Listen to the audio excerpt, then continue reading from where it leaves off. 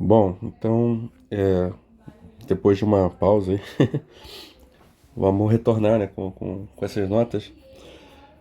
Então, da vez passada, a gente analisou, né, o Teorema de Cauchy, que falava sobre primitivas, né, que toda função holomorfa, né, tem uma primitiva quando está no disco, né, tá? Então, esse é um teorema importante, e ele vai dar origem, né, a um teorema fundamental, tá, que é conhecido como a fórmula integral de Cauchy.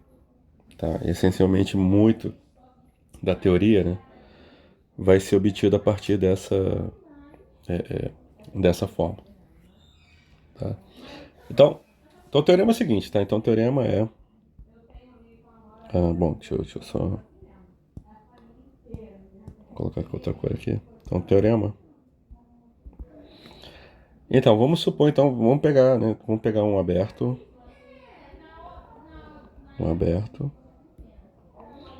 e uma função holomorfa nesse aberto, tá? Vamos supor, vamos supor que eu tenho um disco fechado dentro do aberto,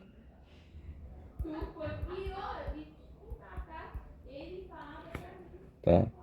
E, ahn, e aí vamos denotar por C, tá, como sendo né, o bordo do disco, né, que é um círculo, tá? Com orientação positiva. Vou colocar um maisinho, né, para falar que é orientação positiva, que é o sentido anti-horário. Tá bom? Ok, então então, né, o teorema diz o seguinte, que o valor da função em qualquer ponto do interior do disco, tá, pode ser recuperado a partir de uma média, de certa maneira, né, do valor da própria função no bordo, tá, do disco. Tá, então, ou seja, essa fórmula é verdadeira para todo Z no disco, tá? E essa daqui é conhecida então, né, como a fórmula integral de Cauchy, tá? Então, de novo, agora fica muito mais claro, né, de como que as funções holomorfas são especiais, né? Ou seja, né, o fato, né, da função no interior de um disco, né, ou seja, né, ele é afetado, né, pelo valor no bordo do disco, ou seja, né, num lugar muito longe, significa, né, que de fato, né, as funções holomorfas têm uma certa rigidez, tá, não escondida aí no meio na natureza da holomorfia, tá? Então esse é o teorema, tá? E vamos mostrar ele da seguinte forma. Então, da vez passada, né, a gente viu que a gente podia usar, né, o teorema de Cauchy, né, em fechaduras, né, tá?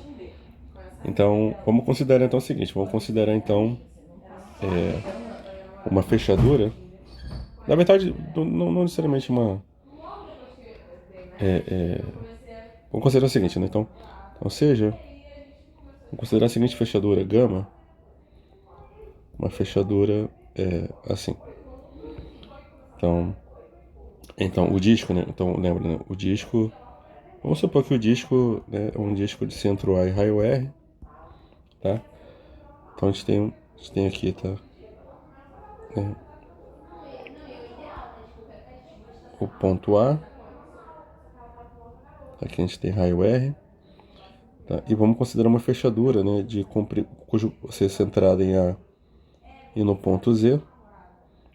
Então o comprimento aqui é delta, do corredorzinho é delta. Aí ela tem o raio epsilon, tá? E centrada em Z. Acho que tá mais ou menos bom o desenho. Não sei, deixa eu ver, talvez só colocar aqui, isso aqui é o Z, tá? Esse pontinho amarelinho aqui, tá? Que é, né, que é tá na orientação, né, usual, tá? Então, né, então bem aqui, bem pra cá aqui assim, tá? Né? E, bom, e aí então a gente olha o seguinte, então a gente olha a seguinte, dentro dessa fechadura, a gente considera a seguinte função, f de zeta, ou de xi, sei lá, vai ser então f de xi sobre xi menos i, tá?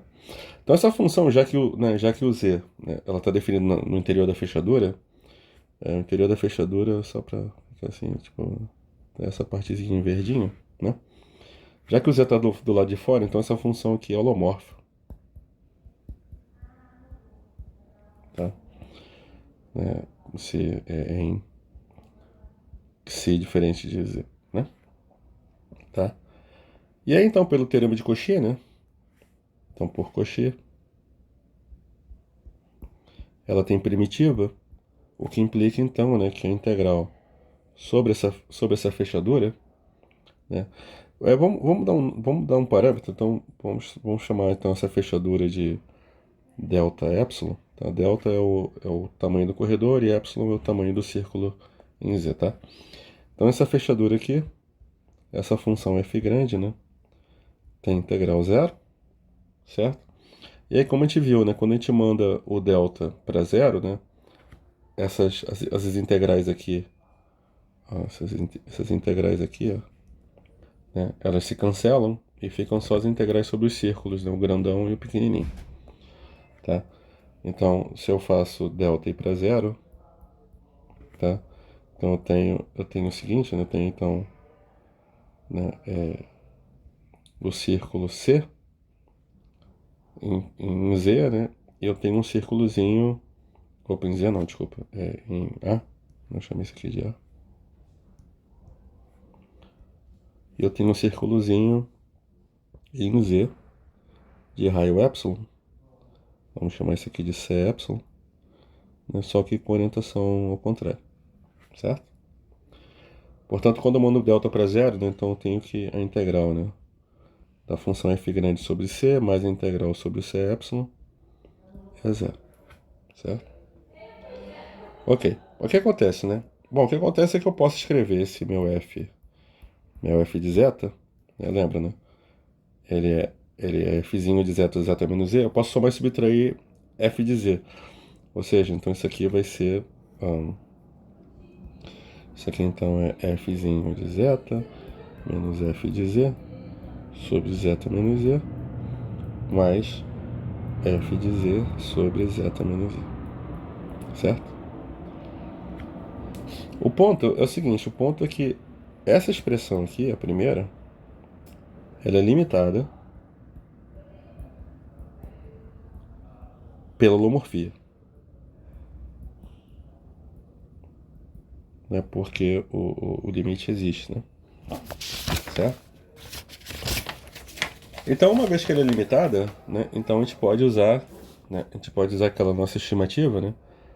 Então a integral, né, sobre c epsilon, né, dessa primeira partezinha, ou seja, de f de z, zeta menos f de z sobre zeta menos z,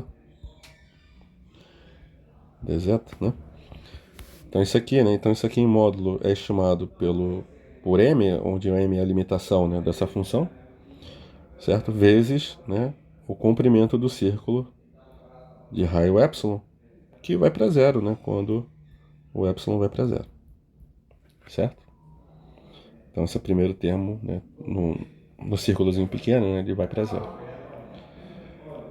Por outro lado, né, a outra parte, observa que agora f de z, né, é uma constante em relação a zeta, né? Então isso aqui vai ser então f de z vezes, né? Agora a gente usa, né, a parametrização do círculo. Então vai ser integral de 0 até 2π, né? Então embaixo, né, ou seja, esse zeta menos z, né, aparece, né, exatamente a parametrização do círculo. Então vai aparecer 1 epsilon e na menos it vezes, né, a derivada, né, do caminho, que é menos epsilon e NIT, né? Bom, isso a gente já calculou alguma vez, né? Então isso aqui nada mais é do que, né, cancela todo mundo, sobra o i, e a integral de 0 a 2π é 2π. Então fica 2π, né? Então pronto, então voltando aqui, né? Então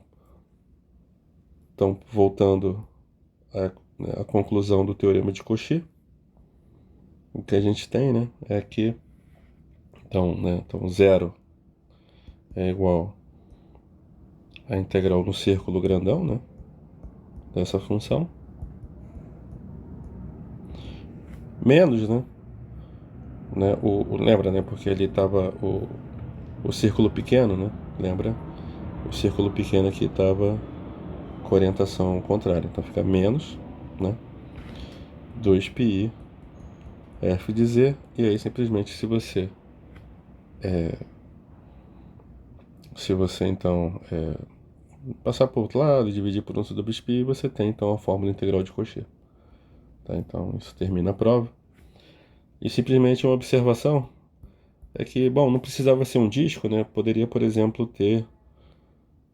poderia usar, né, num retângulo, né? Fazer, né, a fórmula integral de Cauchy num retângulo, simplesmente, né, usando uma fechadura retangular assim, né? Então a fórmula integral de Cauchy, chamada de Fick, né, vale também, né, em R retângulo. Tá? Então pronto, então a gente tem então a fórmula integral de Cauchy, e a gente vai então nas próximas, vamos olhar, né, as consequências dessa fórmula, que é super importante.